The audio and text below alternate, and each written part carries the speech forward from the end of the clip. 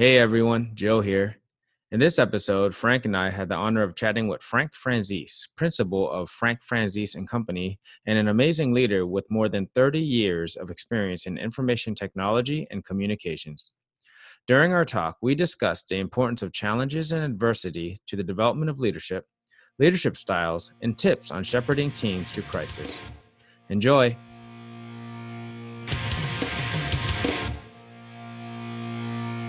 Life, learning, leadership, the Llama Lounge.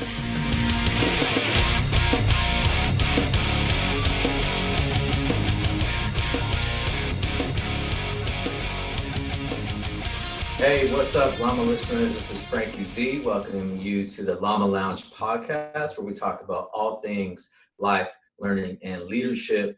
I'm super stoked about today's show.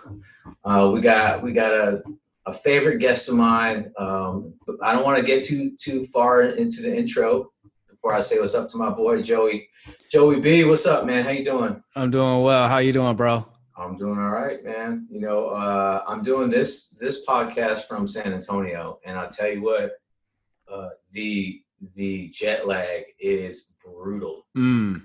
It's brutal. I'm on my fourth day, and I'm still trying to get some sleep, like through the night. So yeah, I remember that trip coming from Korea back to the States and then bouncing back and forth. That was always brutal. But, yeah, it could be rough, and it beats up the body quite a bit. It doesn't get any easier, that's for sure. No. For sure. No, you just got to make friends with it. You got to make friends with it. It's just going to be that way for a while. Either that or get prescribed Ambien, which I don't have. So if you get on that Ambien, just make sure you don't get on Twitter, okay? Oh, okay, got it. Yeah.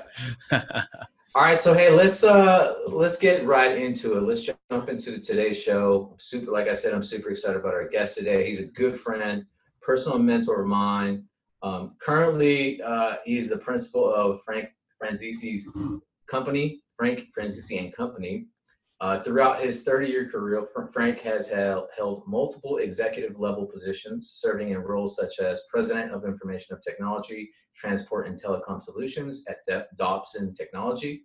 He also served as President of Midwest area while at Nextel Communications, as well as held several other senior leadership positions at companies such as Cincinnati Bell and Cricket Communications. So Frank's got quite the resume, and more important than his credentials, he's just a good person. I'm super excited to have him.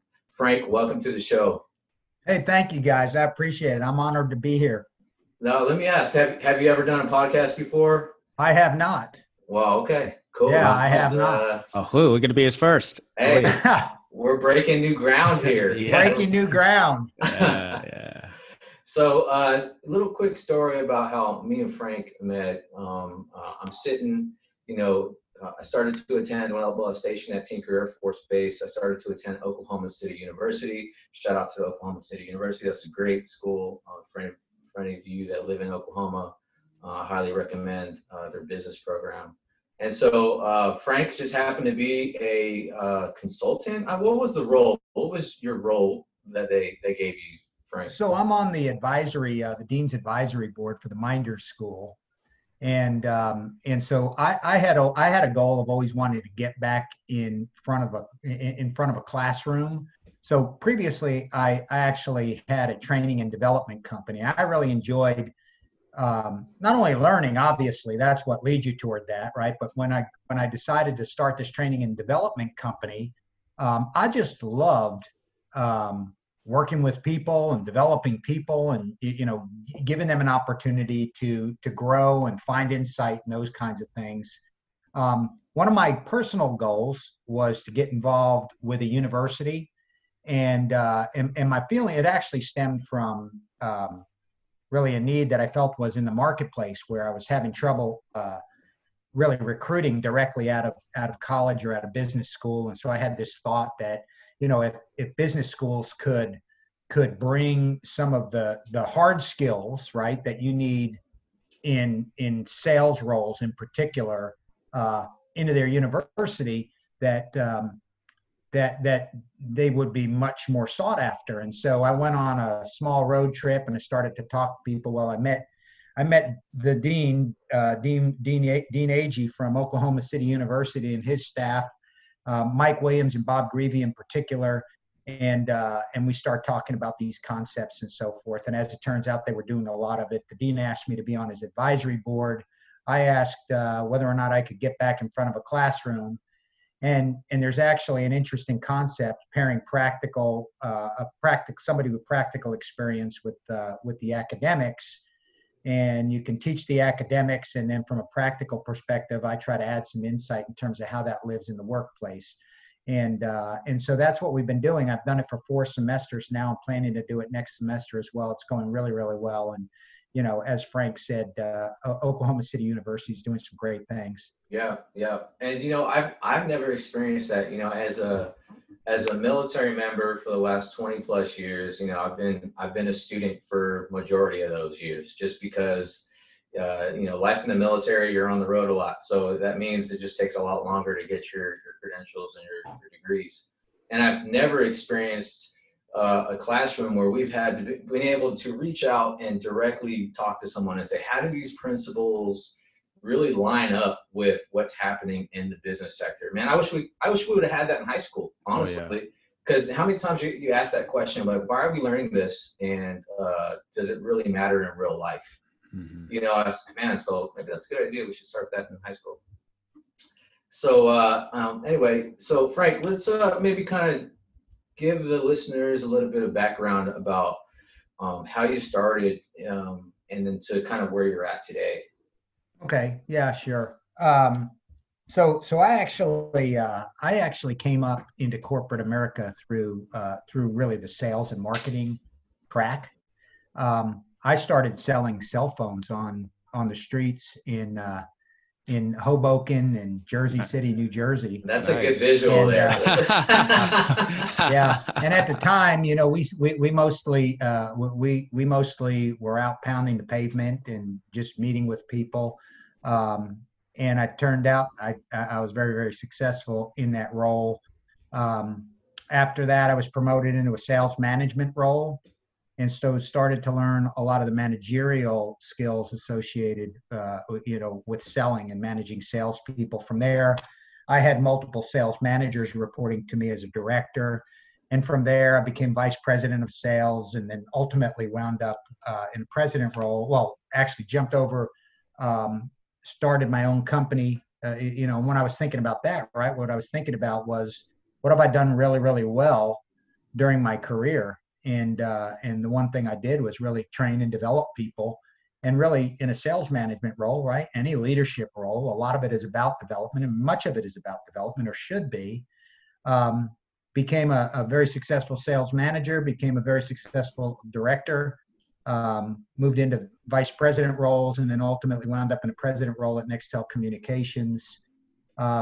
We sold that company to Sprint, and I came to Oklahoma to work with another wireless carrier, running all the field operations and sales for that organization. Then we sold that company. And when we sold that company, I spent a lot of time in the wireless, continued to spend a lot of time in the wireless business. And then the chairman of the wireless company, Dobson Communications in Oklahoma, called me one day and had a really interesting opportunity. And then I went back to work with him in 2011. And I just recently stepped down from that role, president of Dobson Technologies, in July of last year. And so started Frank Franzese Company, which really was about trying to take the last 30 years of operating and find ways to really harness what I learned and help other companies grow. Yeah, that's awesome. I mean, so that's overall what, a 30-year career. I mean, like, what was the time frame on all that? Well, I mean, yeah, it was about 30 years. Now, before that, I like everybody else, right?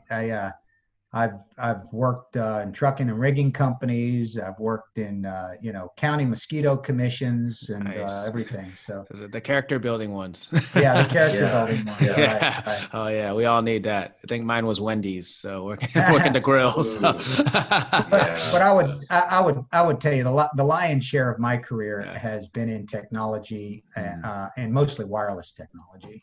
Yeah. That's very So I'm sure you've learned tons of just qualities and characteristics about people and figuring out what works while developing others and maybe quite frankly what doesn't work so well. When we talk about, I want to talk about like kind of what's been a motivator for you. You know, we studied in our strategic leadership class that you sat in on was Finding True North by Bill George, which is a great book. If you haven't read that one, it's an easy read. But one of the chapters he talks about a crucible, and a crucible, for those that haven't read that book, is basically in real life it's like a bowl where they forge steel and it gets super hot and they can make things and so that's where you can mold and shape steel.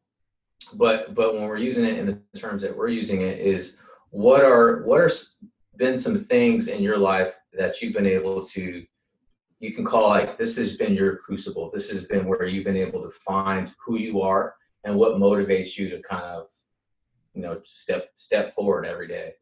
Yeah. So, and I'm not sure if I shared this in class, from time to time, I'm asked this question and so, I've had a lot of thought, time to think about it. So, my crucible, right, the defining moment, the thing that really forged me, if you will. I had a sister pass away when I was in my late 20s, and she was in her early 20s, and she died from a disease called cystic fibrosis, and so we lived with her disease from when she was age 2. She was diagnosed at age 2, so that was 20 years that she lived with the disease, right? But that's the same period of time that we lived with her in that disease. And I observed her and how she went about everyday life. And if you met her name was Grace Ann, and if you met her, you would never think anything was different about her. She was the most positive person, and she just always had a big smile on her face. She just really faced the challenges that she lived with every day with a lot of courage and a lot of tenacity. And I took that. I really think I took that and made that part of me. So what I mean by that is, when I think about life, and you think about crucibles can be and define people in a lot of interesting ways, right? I think there's a reference in Bill George's book around experiencing people that have had medical issues. And so he went into a medical field and things like that, right? For me, I took away a lot of the personal characteristics that I saw in her. Number one thing is I watched what she went through, right? And there is nothing that we face on a day-to-day basis that was anywhere near what she was going through. And so, so when I look at things, right, I typically face them, and I don't allow myself to feel sorry for myself. That's probably the number one thing. I just don't allow myself to feel sorry for myself, and I look at the circumstance, and I believe that there's always a way to work around the circumstance, right? I think it's the Stockdale paradox that talks about combining some level of realism with optimism, right? And so for me, nothing just ever seemed that bad, and because that was kind of the crucible that forged me. And so when you wake up every day like that, and you couple that with a positive mental attitude, and you feel like we talk about something called self-efficacy, right? It's this belief that if you put in the work, you'll get the results. And I think I have a high degree of self-efficacy. So, all these things sort of come together in a way that, I act as if I can't fail. Yeah. it's led to pretty pretty good business results. And it's coupling. I think one of the things that we've talked about in the past have been hard skills and soft skills, right? And they're both important. But when you have those soft skills, and you couple them up with strong hard skills, right? And you marry that with a positive mental attitude, a high degree of self-efficacy, and you act as if you can't fail, really there's nothing you can't accomplish. Yeah. And I really do approach things that, well, you know me, you spend enough time around me. That's kind of that's my view of the world. Yeah. I mean, thanks for sharing that. I know that's a personal story of yours. And so I appreciate that.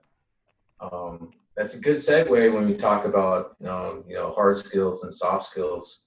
In today's environment, we're seeing a lot of stress come through via COVID, right? And in the leadership capacity, we're able to see people that are in leadership positions, and we're either seeing them thrive, or we're actually seeing some chinks in their armor. I'd like to talk to you about what are some leadership attributes that you've seen come out that have really been like, man, these are things that we've needed, and these are things that you can really see us operate in and help us work through this pandemic. What are some of the leadership attributes that you're seeing right now? So I would say there are three. So that, when I observe leaders during the pandemic, there are 7 or 8 things that stick out to me, and I'll talk to them here in a second. But the 3 things that I think are really coming through, and it's very, very obvious when people have them. I would say trust is one of them, right? Because if you and what's driving the trust piece, if you think about remote work environments, and most people have gone to remote work environments, and you ask yourself, well, we look at it and we say, okay, there's a lot of efficiency that can be gained from a remote work environment, right? There's just as much benefit to being in an office, right? There's a community and there's things like that, and there's some efficiency you can pick up there also. But I think to myself, why has it taken this pandemic to really force us to realize the real efficiencies gained from remote environment? And then you have to stop and think about, culturally, I think one of the big barriers has been trust, right? We don't trust that people can operate in a remote work environment and be as productive as they can. I think what we're finding now is people can actually be more productive in a remote and work environment, but it's forced leaders, I think, to look at things differently, right? They had no choice, because now the person is remote, and now you have to trust that they're doing certain things. So trust is one of them. Yeah. I think the other thing that's really coming through is communication. All the people that I've seen effectively leading in the pandemic, from CEOs communicating with customers to leaders communicating with employees to you name it, businesses communicating with shareholders, things like that. Communication's ramped up. And it's really thoughtful communication. It's salient communication, and I think it's something that's really making a difference. And then the other thing that I've noticed is, a lot of the airs around people, I think, are gone. So you talk about authenticity and vulnerability. I think there's levels of authenticity and vulnerability that are coming through when leaders are faced trying to manage this, right? Because everybody's in this dire situation, and everybody is wondering, where things are going. And so as a result, I think people are talking about it more, and that lends itself to, I think, a higher degree of transparency, higher degree of vulnerability, and I think those are authentic behaviors. So those are the 3 things. Now, I will tell you, as I look at leaders in general, and I watch the news like everyone else, and you kind of see who's really managing, who's really leading things in a way that is instilling confidence. And I usually use myself as the litmus test. So I'm listening to somebody, I say, what are the characteristics here? Am I really responding well to what this person is communicating in things. And so the things that I'm seeing that are really, really effective, I think compassion is one of them, right? That absolutely is one that's coming through. I think people that are really thoughtful and sensitive, I think that's something that I've observed in the more effective things that I have watched presented. Typically they're composed, right? So they're not panicky, which tends to not instill panic. I think they're decisive, informed. They have a proclivity toward action. These are different things that are coming through. They're open-minded, and they don't. And if you notice, the one of the things that's coming through is people aren't pretending they know everything, right? And that's kind of the authentic part of this. They're not pretending they know everything because there's so many uncertainties, right? So it's okay to say I'm uncertain about something. Yeah. And yet ask yourself the question, why did it take this for that characteristic and that attribute to come out? You know, so there's something about this experience that I think is going to lend itself toward an awakening. And I've been calling it a reboot. You know, I think the paradigm's changing a little bit, and it gives us all an opportunity to reboot. And you know, after 2 months, it's funny. You know, even personally, I noticed after 2 months, I just talk about workout. You know, and you've been on a path, working out in the morning, doing certain things. Last 2 months have been really disruptive, right? No gyms aren't open, can't go out and do the workout. I tried to go back to the gym about 4 or 5 days ago, and I actually had to give hard thought to exactly what that very rote workout looked like. Like, what was that? Because I had changed it up and I disrupted it, right? So I'm hoping that some of that disruption, we were able to pull the positives out of this disruptive period of time and just continue to do more of that, you know? Yeah, I think that's great. Because it lends itself, I think, toward growth. And I think disruption in many ways is good, right?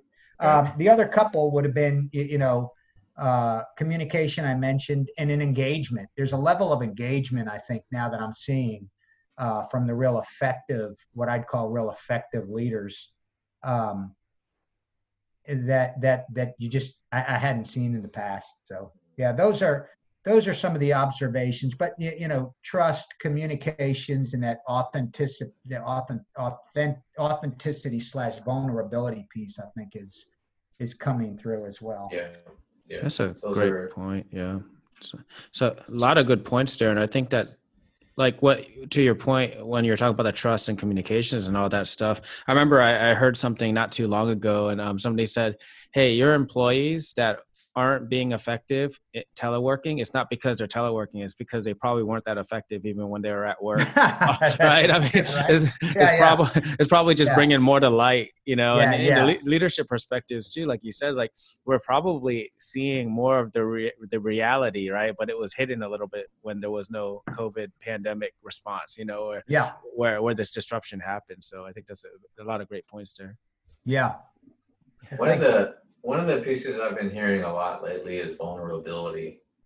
You know, and I reflect on that just a lot because I feel like, man, that's not something we get taught, you know, especially when we talk about leadership and how it's evolved, especially, and I feel like we talked about this in our strategic leadership course, and leadership that we valued in the 80s all the way up to the 90s till current day. I don't think you found, you know, if you asked a leader in the 80s or even early 90s, hey, do you think vulnerability is going to be a characteristic that you need to have to be successful?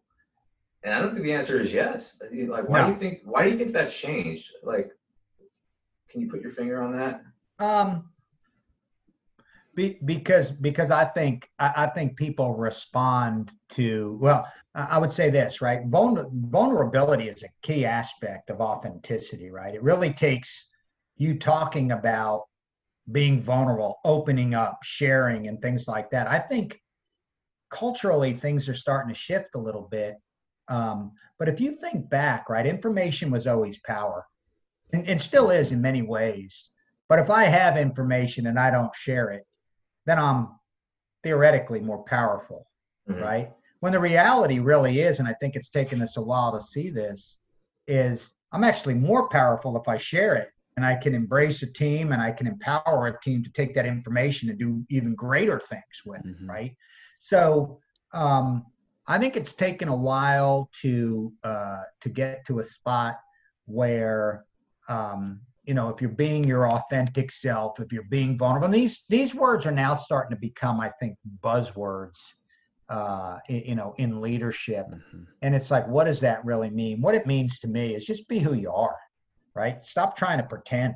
If you don't know something, share that you don't know it. I mean, we're all in a circumstance where we don't know everything, right? So as a leader, a lot of the time, the important part of being a great leader is to surround yourself with, people that do know the things or are more proficient in the things that you're not proficient in, or as proficient in. And so I think you've got to have a real acceptance and a real good understanding and self-awareness of who you are, what you're about. And I think it's okay to share that. I don't really know why it's taken so long. I think it takes a level of confidence to be able to do that. But I've just found that people respond to that, Yeah. I kind of wonder if it has something to do with the fact that we're getting away from some of the more industrial things, jobs, and now we're getting to a place of more creativity as a world with technology and advancement. And we realize, I might be going to left field here, but I think, we're a whole different world now than we were even 20 years ago, and how we lead and what we're actually doing, what we're leading people towards or to. So I think there's some of that. Business is still business, but I just kind of wonder, and what that's going to look like in 20 years from here or 30 years from here. I also think, by the way, I think vulnerability is a great way to decrease stress. I mean, if you really think of one of the greatest authors on the topic of vulnerability is a lady by the name of Brene Brown. Yeah, she's awesome. And she writes some awesome stuff. And when you're just sort of candid about the challenges and the struggles that you've had or whatever the case might be. And I'm not saying all that's necessarily things you just have to have this outpouring in the workplace, right? And you show up and it's like all your employees are your therapists and things. That's not the case here, right? You've got to kind of look at this in context. And so the context is, I think it's okay to be open. It's okay to be vulnerable. I had a question one time from a student, and the question was, "Oh, do you think kind of like, is that appropriate to share those kinds of things?" I mean, I would say, there's probably certain things you just don't want to have this outpouring, right? But as it relates to getting the job done and doing the things at work and stuff, I think it's okay to be really pretty open about who you are, what drives you, what you're made of, what you're about, what you respond to, what you need from people, what you expect, and things like that. Those are really the concepts that I think are wrapped up in authenticity and vulnerability. Yeah. I've heard a few of Brene Brown's interviews and podcasts. She's been on Tim Ferriss, I think, once or twice. And my favorite part, she's got great stuff. But my favorite part is when she throws an F-bomb out there, because it reminds me, like, man, she talks about this stuff like it's so easy, but she's a human being just like the rest of us. Right. Yeah, right. And I think that gives her a little more of authenticity when she does things like that. It humanizes you, right? I mean, right. People, this is about inspiring people. Right. This is about, this is really about getting extraordinary outcomes from ordinary people, if you will, right? People need to be inspired. They need to be led. And I think vulnerability humanizes you in a way that makes you relatable, and it makes people really want to work for you, right? I always refer to that as, kind of having people drag themselves over broken glass for what you're trying to get accomplished, right? It's because they believe in you. They think that you're dealing with them in an open way, and typically, if you're not, they can read through that anyway. Well, it's a sign. I always thought of it as a sign of courage too, to be willing to make yourself vulnerable and show that vulnerability in front of people. And I think people really respect that. Yeah. Yeah, agree. Anytime that I can raise my hand and say, hey, I don't know the answer to this, I'm going to do it. I'm going to be the first one in the room to do it. And to me, I feel like I earn a little bit of credibility with my, whether it's so my too. subordinates or peers or superiors, is like, hey, I'm not, I don't know all the answers here. So we're going to come together as a team and figure out what the best course of action is. Yeah. And the reality is there's not one of us that know all the answers, right? Yeah. So we could either sit here and pretend we do, right? Yeah. Or we could, we could just sort of admit the areas where we need help, or admit, kind of just be open about it, right? Yeah. That's what I tell my teams all the time. I was like, hey, none of us know everything, but all of us know a lot. So, if we all come together and talk about it, right? Yeah. That's right. That's right. So that's where the wisdom is, by the way. It's in the team. Yeah, absolutely. 100%.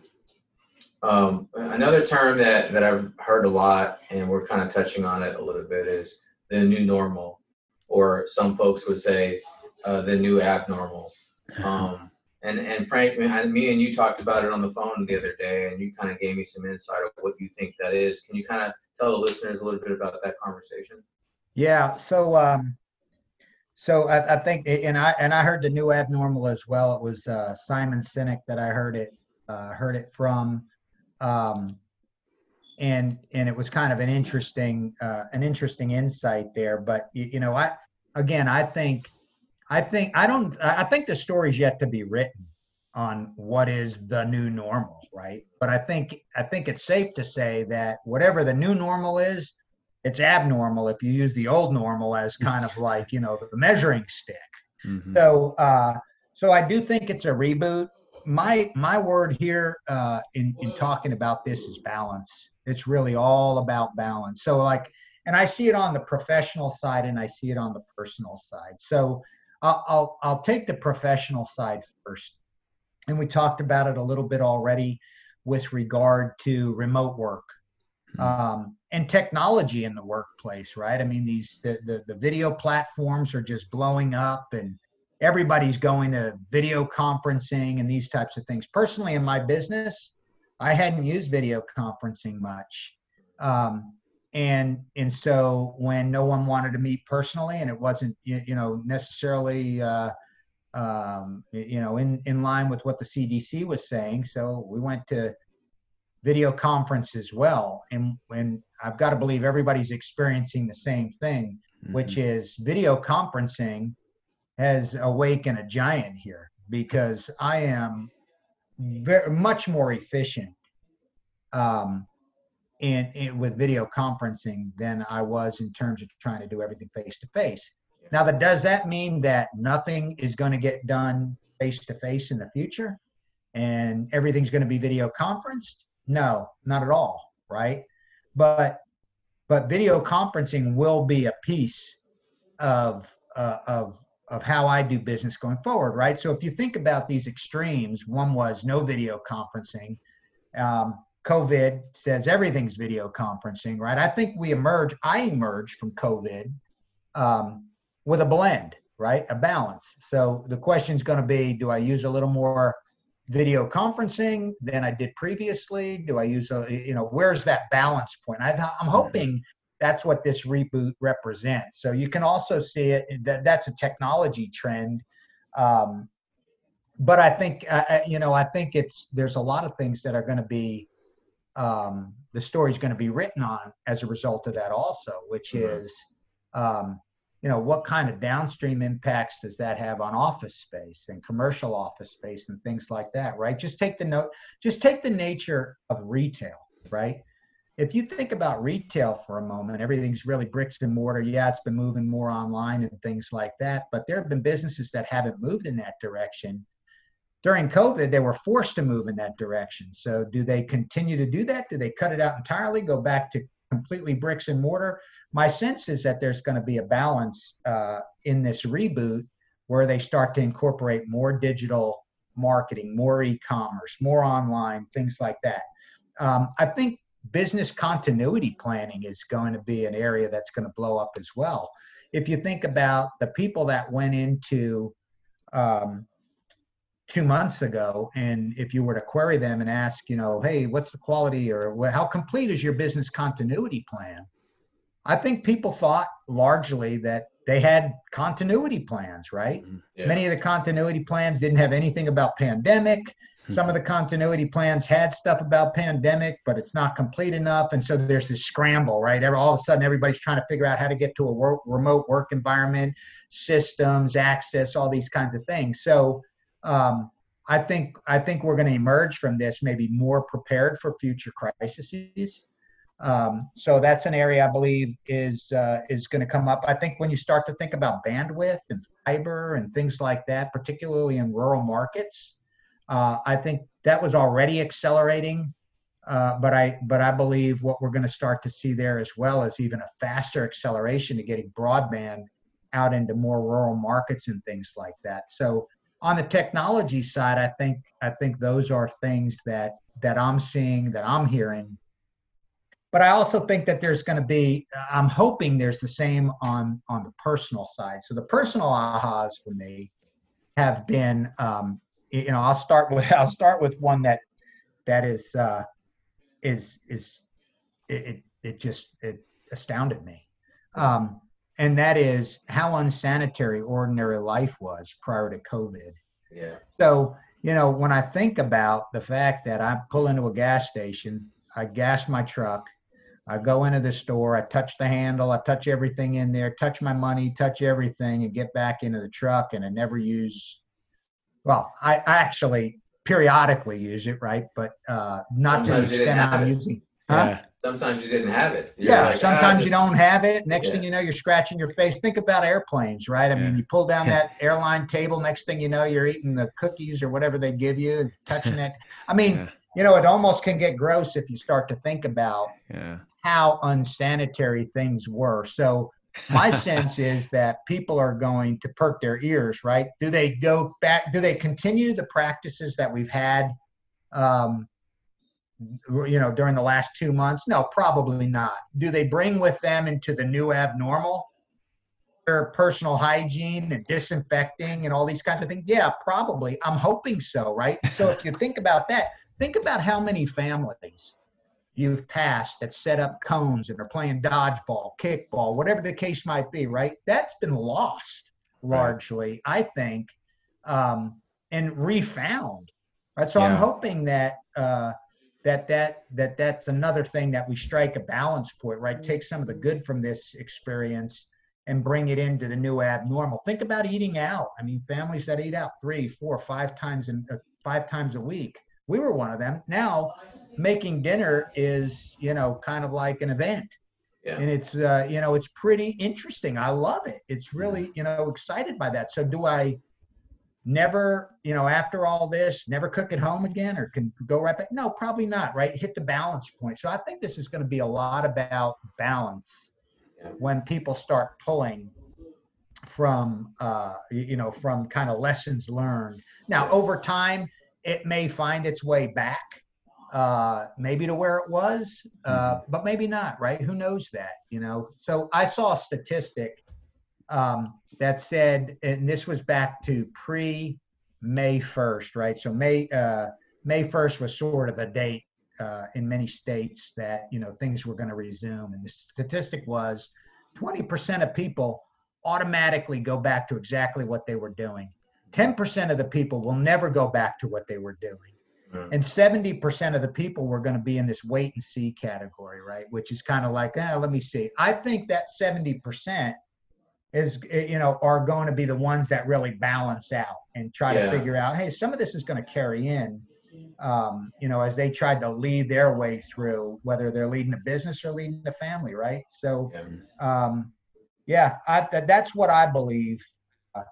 I believe is going to really be the trend or the kind of the thoughts in the new abnormal. But the book's yet to be written on that. Yeah. Right? So I know Joe's turned into quite the Traeger cook. He's taking pictures of all his meats that he's smoking. Nice. Oh yeah. Nice. I think all I've been doing is running, smoking some meat, reading, and doing podcasts. So well, that's good. What's your longest smoke? So I think probably about 12 hours on a giant pork butt that we did some pulled pork on that. That was pretty good. I haven't done a brisket yet. I've tested myself on a couple lower level meats before I jacked that one up. But so far I've been That's doing my pretty good. specialty, Joe. Oh, okay. Yeah, Awesome. yeah. Wow. That's Yeah. my specialty. I'll have to get your Hey. recipe. Joe, never mind the recipe. We'll just go to Oklahoma City, man. Yeah, Just there we come go. on in. There we go. Yeah. There we go. Yeah. That's right. That's awesome. Why sit in front of a hot grill for 15 hours? Just come on over. Yeah. Well, hey, so Frank, as we begin to wrap this thing up, I do have, I'm interested in kind of your recent transition. I know you said you recently stepped down from president over there at Dobson. And one of the things that really stuck out with me the last time I talked to you was at a point in your life, you figure out that time is going to be worth more than money. And I'd love for you to kind of give our listeners kind of your insight on that. Yeah, I mean, it's hard in this particular case to really talk in absolutes, right? Because everybody is in a slightly different circumstance when it comes to these things. But if you think about it, there does get to be a point. And for me, it was really just a perfect circumstance. The timing was perfect. I was contemplating moving into a role like this anyway. And so everything just converged in a really great way. But I've kind of gone back and thought through quite a bit of it. And the part I was really trying to solve for was flexibility. And when I really think about why I was trying to solve for flexibility, because I still have tread on the tire, right? So I've got tread on the tire, but I didn't have a whole lot of flexibility to do the kinds of things that I wanted to do. And so I could have continued on the path that I was on without flexibility, more of a grinding sort of circumstance, when really I wanted to spend more time sort of enjoying some of the things that I was starting to move into, not the least of which is my wife and family and things like that. I love to fish, so I wanted to do a little bit more fishing. And so for me, it started to become this whole defining moment around trading time for money, which was that's the one thing right now, particularly as you start to get into what I call the back nine. That's the one thing you can't get any more of, right? Mm-hmm. It's finite. And here's the other thing. We don't know what the end point is either. So, I wanted to be in a circumstance where I could really make that trade-off and move to where time's the priority. Because when you're grinding every day, right? And I'm not saying there's nothing wrong with that. You have to at some point be able to make that shift. But at some point you start to realize that time is really the precious commodity. Right. It happens later, right? It happens for people at different points in their life based upon, all the other circumstances and things that took place. But for me, it was that trade-off, and I viewed time as much more precious at this point. So, but the interesting thing for me was because if it was up to my wife, I think she would have preferred, not preferred necessarily, but thought it was going to really be more of a retirement. But then you start. A lot goes through your mind in terms of how do I stay relevant? How do I continue to stay engaged? How do I continue to stay sharp? What can I continue to do? And so this was the perfect balance. Yeah. That's awesome.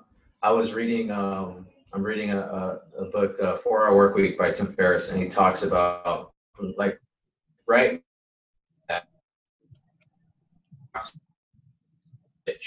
And really puts a different spin on what we think rich is. Rich, who's richer? The guy who has $5 million in his bank account, or the guy who has $500,000, but he's able to do what he wants when he wants to do it. And to me, I'm like, man, that makes so much sense. I would much rather be the guy with 500,000, even though 5 million sounds great, but freedom, and Yeah, it's happiness, right? That's why I think, just to Frank's point, I think we gotta get transition from that point where we're in a life of achievement to get to that point where we're like, okay, now we're more driven by happiness, So Well, I think see, it's a good think point. about that. It's all about achievement. Mhm. Just depends upon what you're achieving, Mhm. Yeah, right? I yeah, mean, it's a good point. um, I think the aha comes, when you start to think in terms of um, really mortality, right? I Yeah. mean, Hmm. then it starts to, how do you want to spend that time? Hmm. And for me, quite honestly, just to give you some perspective, um, it looked like I was going to have about another, if I had to really want to get my head around what I would be signing up for. Um, if I passed that point, I think I Hmm. would have really had to make in my head a 10-year commitment.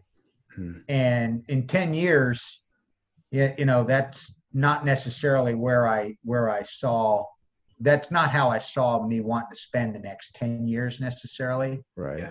And so, um, as now just kind of give you even more, that makes me 67 years old, right? And that now burned 10 more years off my life, which would have been great because I love the people I work with, love the company I was working for, the person I was working for, and so forth.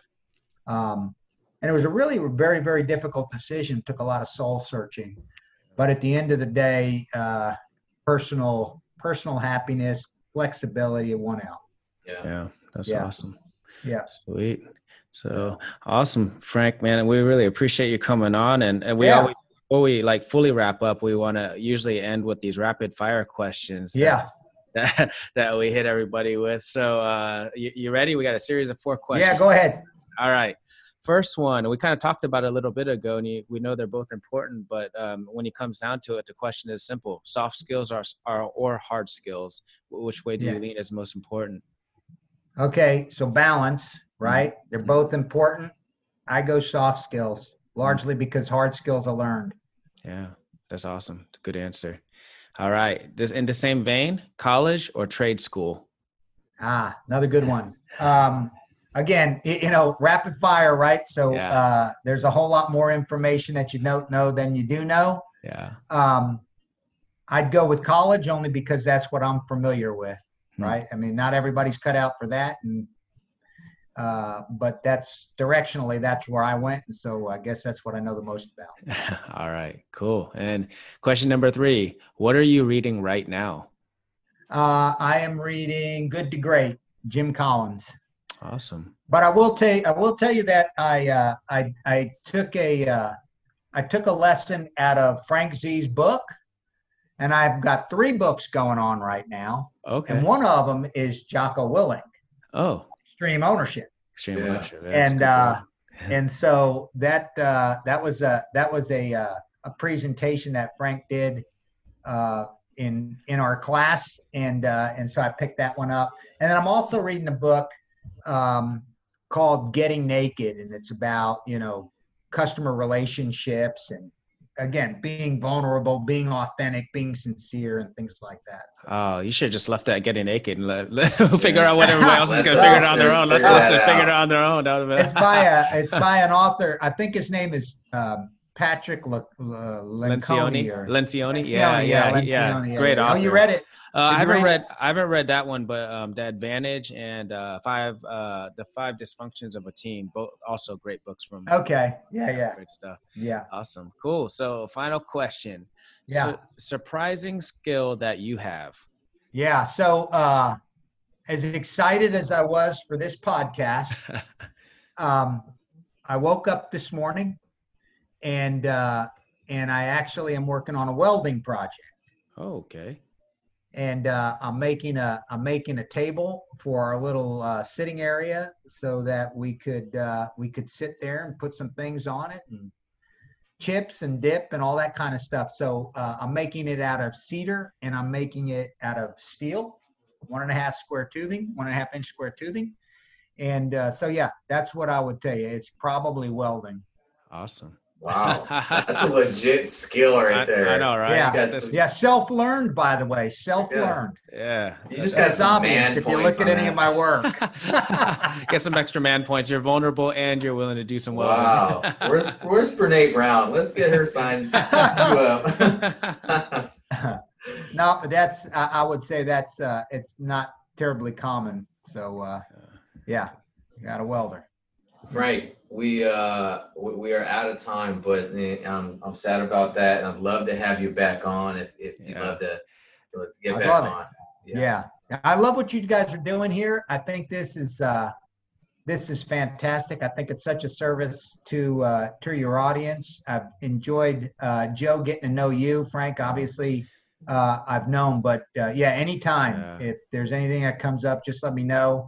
I'm a big fan of the show, and some of the stuff I've seen and listened to and so forth. I think you're just providing a great service. So thanks for that. Yeah, easy. Hey, so what we're gonna do is we'll go ahead and post some of the books that you mentioned in the show notes. So if the listeners are interested, they can check those out and pull those. Yeah, that'd be great. Yeah.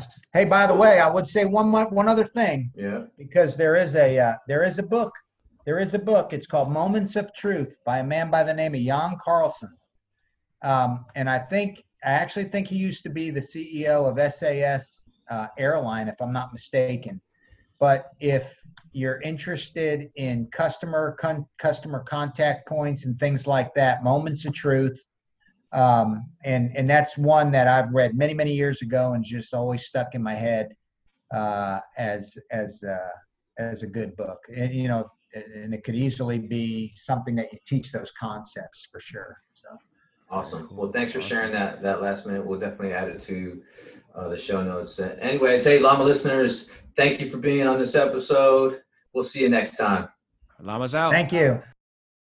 Thanks for tuning in to the Llama Lounge podcast. Be sure to visit the homepage for links to products and services related to this episode. And don't forget to subscribe to the show on your podcast platform of choice. See you next time.